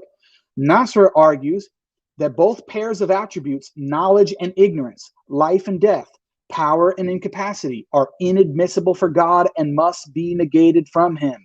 This is because both pairs of attributes are creaturely qualities and thus invalid for describing God, which is exactly based on the quote that I just read, or similar quotes. In this respect, Nasr articulates an Ismaili form of the via negativa called double negation. So this is the Ismaili position. This position was first championed by Ismaili thinkers such as As-Sijistani and Abu Hatim al-Razi. While As-Sijistani and al-Razi negated qualities such as existence and non-existence, definition and non-definition, and perfection and imperfection from God, Nasr also employs double negation to negate Quranic or Quranic names of God, such as the knowing, the living, the powerful, as well as their opposites. But Nasr also asserts that a person who accepts the Prophet's book and the Sharia through taqlid is equally obliged to study their ta'wil. He argues that this need for the ta'wil of the Quran by quoting several Quranic verses that describe God with the qualities of his creatures, such as speech, creation, providence, mockery, revenge, knowledge, power, life, and hearing. Unless interpreted through ta'wil, these verses simply lead to contradictory anthropomorphism. This is Khalil Andani's speech explaining what Nasr al-Khusraw believed, said that these terms are inadmissible for God. You cannot say God is all-knowing, other than in the sense that Shahrastani explained. And that's not the sense in which the philosophers and Ibn Sina believed in it. Sorry, it's just not the same. Again, Knowledge and Liberation, Nasr al-Khusraw. The introduction to that text, Parvez Morwedge, which is produced and published by the Institute of Ismaili Studies, on page 14 says this: nor is he, Khusraw, a follower of Ibn Sina, for whom God is the necessary existent, whereas Nasr places God above the necessary existent. Nasr al-Khusraw presents two remarkable ontological doctrines in his work. One is a radical development of the Neoplatonic idea that existence cannot be attributed to God, and that unlike the Avicennan tradition, the necessary existent is the universal intellect and not the ultimate being analogous to the God of monotheism. He's saying that the Avicennan tradition and Nasr al-Khusraw and the Ismaili position do not have the same position. Very clear. Again, on pages 118 and 20, quote, for Ibn Sina, the ultimate being, the God of monotheism, is a necessary existent, which exists even if it is not a substance. For Nasr al-Khusraw, the ultimate being is God, who is in his essence is beyond existence and non-existence. The necessary being, therefore, is the first intellect, which is the generator of all other existence. We recall the author's insistence that existence cannot be applied to God. Instead, it is applied to the first intelligence or first intellect, which is also the necessary existence. Now, I have just two more quotes here. I have just two more quotes here from one from Nasr al-Khusraw, and then the last one from Paul Walker, who I think it must be an enemy of Khalil right now because he's disagreed with him so frequently.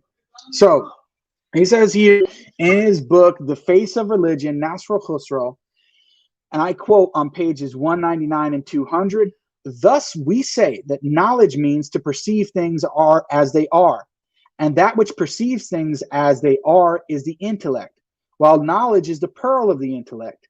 The pearl of the intellect is the word of God, may he be exalted, which subsumes all spiritual and physical existence. It is inappropriate to refer to that which is not subsumed by knowledge as existent. Thus, whatever knowledge encompasses is other than God," meaning anything that can be known cannot be God. "As it is unworthy for God to be subsumed by a thing, knowledge being that which subsumes all things, existence and non-existence alike, it is inappropriate for us to say that God is existent or non-existent, for both of these are subsumed by knowledge, whereas God is not. Hence we say that pure knowledge is God's command. Those who have been endowed with greater knowledge are closer to God's command, have a greater acceptance of it, and are more obedient. Those who are wiser are more obedient to God." Again, that's in Face of Religion. You can find this in text in the text there.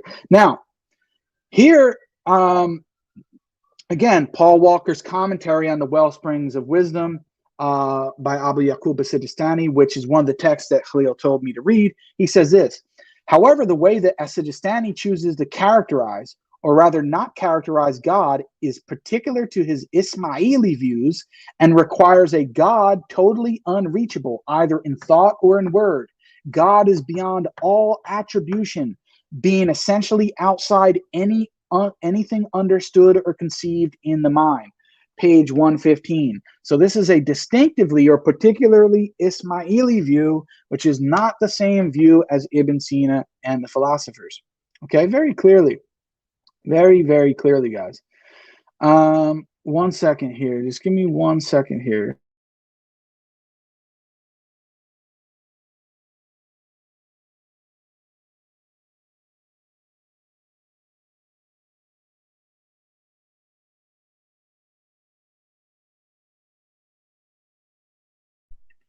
Okay, anyway, this video has been going on for quite a while. We're almost at the 2-hour mark.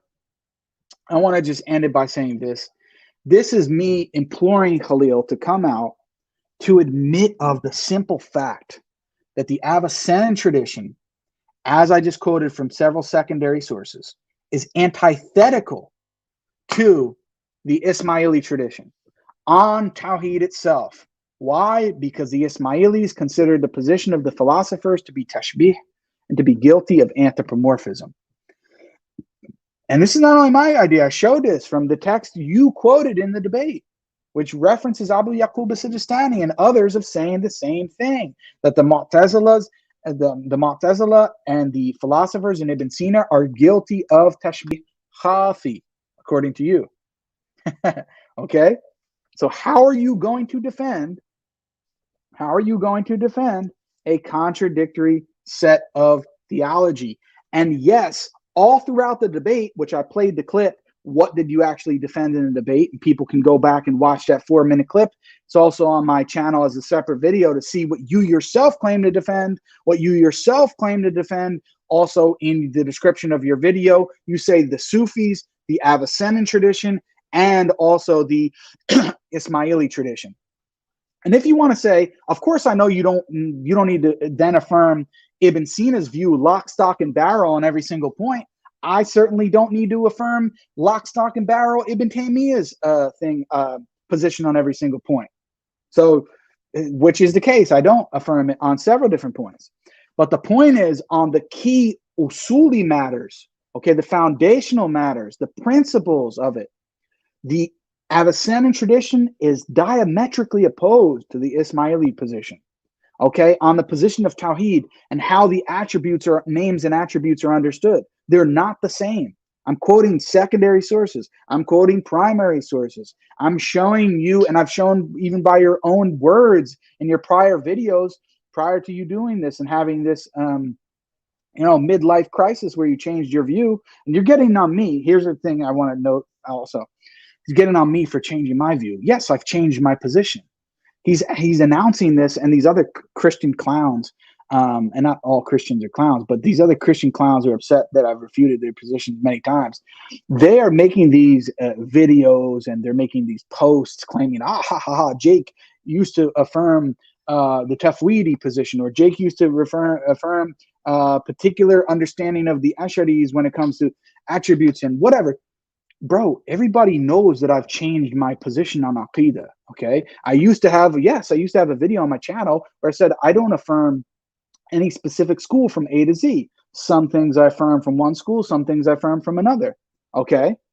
But through my studying and my research and my really gaining deeper knowledge of the tradition, I have come to accept the Ethody position, and this is my current position.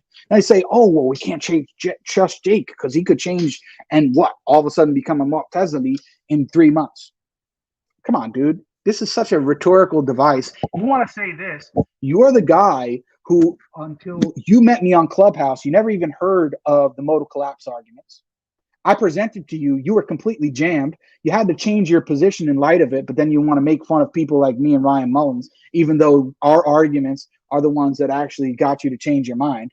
And yet you've come to be studying your theology for 20 plus years. Yet I'm some guy off the street on Clubhouse just showing you that you don't know what you're talking about. And you were intellectually defeated and bullied, and you had to change your position in light of it. I didn't change my position in light of you. I changed my position in light of doing further research of the tradition myself, okay? And having a better understanding of it.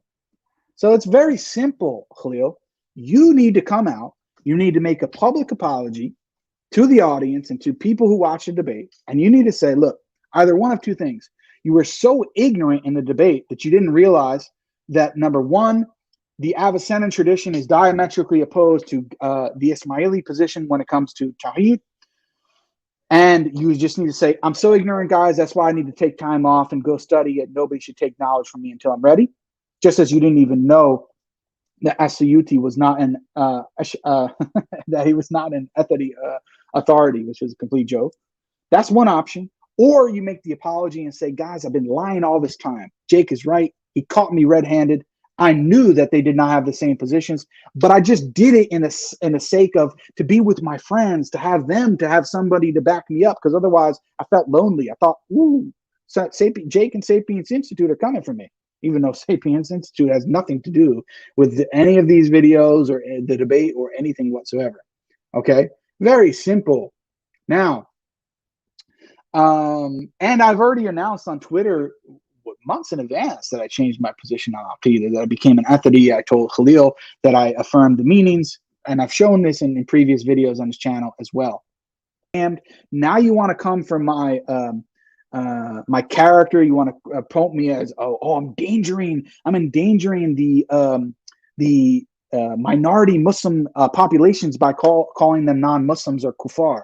Well, listen, Dr. Shadi al-Masri on Twitter was working you over, telling you, dude, this has nothing to do with us wanting to come out and harm anybody or anything like that. It's just simply stating theologically, you guys are outside the fold of Islam. Simple. And he's an Ash'ari Sufi. He's not an Ethody. He's directly opposed to the Ethody creed in this regard. Okay? And I didn't put him up to it. I didn't whisper in his ear and say, hey, Dr. Shadi, you need to go and tell Khalil that he's a kafir and that the Aga Khani Ismailis are not Muslims. In fact, it's not only him who said it. I checked with other traditional, even Ash'ari ulama, fuqaha, who all unanimously from the four schools, the Hanbalis, the Malikis, the Shafi'is, and the Hanafis, all unanimously. And I've even published, you can see online, of them all saying this. This is not the Wahhabis or the Salafis or the Jake's rogue Takfiri. Sorry, the Ismaili Aga Khani following, cult worshipping people, and a lot of them, I feel bad for them because they're duped, But what they believe in is not Islam. These people are not Muslims. They're upon kufr and shirk very clearly. And they don't even affirm what is known by the religion, in the religion by necessity, which is what Shadi al-Masri said to Khalil. And that's why in his video, he called him a zindiq. You're not Muslim, bro. I know it's hard on you, and that's why you had to come up with this umbrella term to try to get all these other groups to make it seem like they agree with you and lie about it, because you didn't want to be attacked from all angles, and you couldn't even debate under the title of Ismailism because your imam wouldn't allow you to. That's not my problem. You went into the debate and you didn't defend your actual position. We show what you claim to defend. So stop lying, bro. Come out, tell the truth, face it up, say, look, I was wrong. I lied to you guys, and I'm very dishonest and I'm very ignorant. Come out and tell the truth, and maybe you'll be forgiven eventually, but we're going to put you in timeout for a while. And you want to cry about me saying that you're not Muslim or that the Al-Khani Ismailis are not Muslim? Fine, I don't care. I'm no different than the other people that are doing it anyway. This is the position by ijma of the Sunni jurisprudence. Okay? Of Sunni Islamic law, you guys are not considered Muslim. This goes way back. This is nothing new. This goes back to Ghazali and before him, all the way backwards, man. Way backwards. For centuries and centuries. You guys have not been considered Muslims. Simple. That's why you had to go into hiding. Your imams had to go into hiding. They had to become peers. Okay? And even adopting and making themselves look like Hindus at a certain point to avoid this. Okay, taqiyya, because you were being persecuted because you were not considered Muslims. Simple. We know the history, man. So this is the reality. Okay? And anyways, let's keep it very simple. I will not be engaging you or any of your other minions intellectually until you can come out and clearly admit that you are either lying and being dishonest, or that you clearly are ignorant of your own theology and the Avicenna tradition. Those are your two options. Until then, buddy, I have nothing to say to you. You can keep whining. You can make your community posts on YouTube. You can do what you want on Twitter, your Facebook, and Discord, and everywhere else. But it'll never change the fact that you went into your first and probably only ever intellectual formal debate on Islamic theology, and you went in representing a contradictory set of theologies. You can't get worse than that. And it is relevant to the debate because you're not giving me a clear target. You're representing a contradictory mishmash of positions. And it seems that you and probably Dr. Branson, from what I can tell, don't understand how debates work either. Okay? That your position is relevant. When in the debate, you are presenting a package and saying, this is what I'm defending. And what you're claiming that package is to defend, as you said, this tent, this group with 100 plus names on it, are contradictory. It's like saying, you know what? Okay, Branson's going to come and he's going to defend the Trinity. He's going to defend the Christian Trinity. I say, okay, Branson, but there are different models. Which one are you defending? Well, I'm defending Christian tradition. I'm going to defend the Trinity of Thomas Aquinas. I'm going to defend the Trinity of Gregory of Nyssa. I'm going to defend the Trinity of Augustine. I'm going to defend the Trinity. You know what? We'll even throw the modern day Protestants in and have we'll defend William Lane Craig's position too, all under the category of Trinity. Well, I should have just done that and said, you know what? I'm going to defend the Sunni, very broadly Sunni position. I'm going to defend the Ash'aris. I'm going to defend the Maturidis. I'm going to defend the Ethides. And when you ask me for specifics, don't matter. I'm defending all of them. They all agree on these basic points. Well, Jake, wait. Well, no, they don't. Right? And the whole thing going back to existence, this whole thing of fawq al-wujud. I showed you that the scholars don't agree with you understanding. And it's very clear what he's talking about there, because when fawq al-wujud is mentioned, if you actually read the page before it, but I know you have difficulty reading, you would see that on page 34 of the text, which in the PDF it's on 35, okay, where the direct reference is mentioned. In the previous text, he says the same meaning of whatever is being said of how it's being described, existence is being described. He's applying the same thing for everything else that exists. So it doesn't matter. The point is, it's you being used a univocal or analogical predication for existence. Whatever he's saying about God in that instance and how he understands existence, the same is true of creation. Okay, it's not equivocal or this completely different predication, same word, completely different meaning. That's not the idea, which is what Shahrastani and the Ismailis represent. So fix up, man. Figure out and learn and listen and learn something that you don't even know the difference between analogical and equivocal predication. How the hell did you get a degree from Harvard, PhD from Harvard? How are you even teaching, man? You told Rasmussen to sit down and stop teaching. You need to sit down and stop teaching. You need to get your PhD revoked and take a seat. Vacate your chair at the university or whatever you're doing. Simple. But don't play games with me. And you want to keep pressing me, man. You can do it all you want, but just trust that there will be a response to your little baby games and your little post that you put out or whatever else comes about. Okay?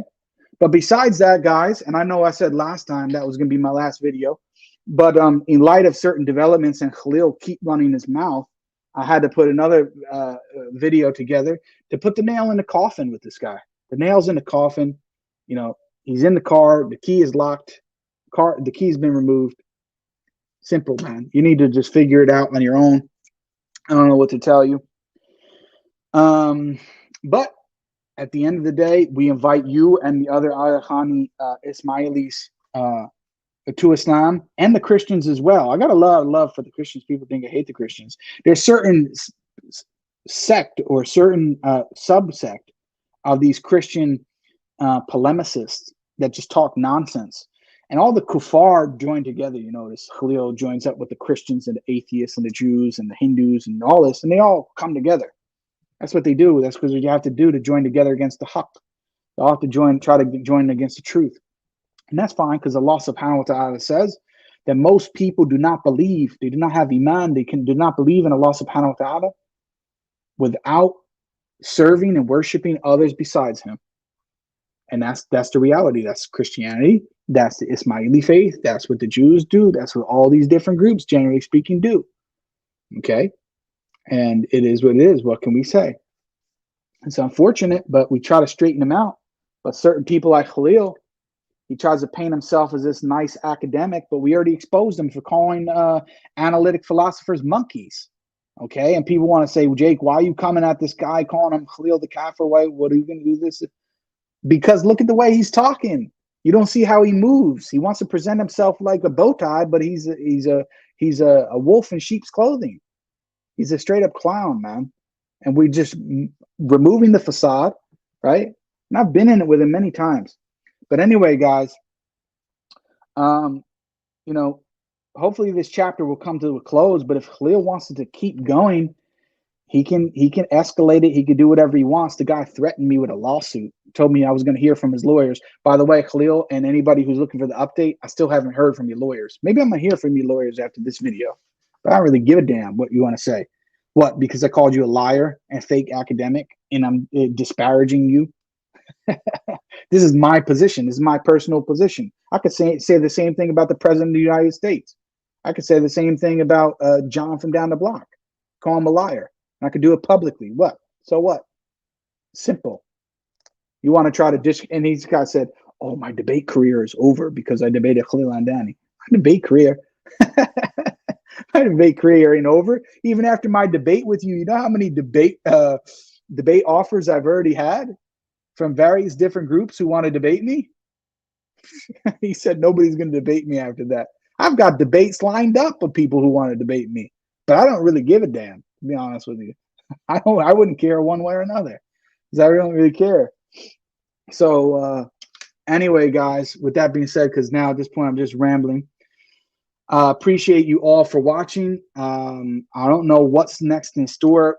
Probably what I'm going to do, I'm going to start doing a series on Ibn Taymiyyah where I read from some of his texts and go over his theology and his understanding of contingency argument and theology and philosophy and all these different things. I'm going to do probably some reading sessions on that. And hopefully, inshallah ta'ala, people can benefit from it.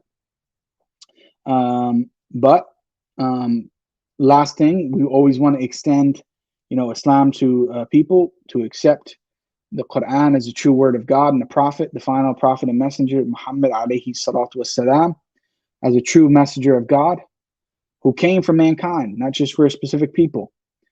And, we hope and pray that you accept it and that Allah subhanahu wa ta'ala guides you and us. But with that being said, guys, inshallah, I will leave you, Khalil, and those who want to be detractors of anything I've been doing and saying with this. بل نقذف بالحق على الباطل فيدمغه فإذا هو زاهق ولكم الويل مما تصفون. الحمد لله رب العالمين. السلام عليكم ورحمة الله وبركاته.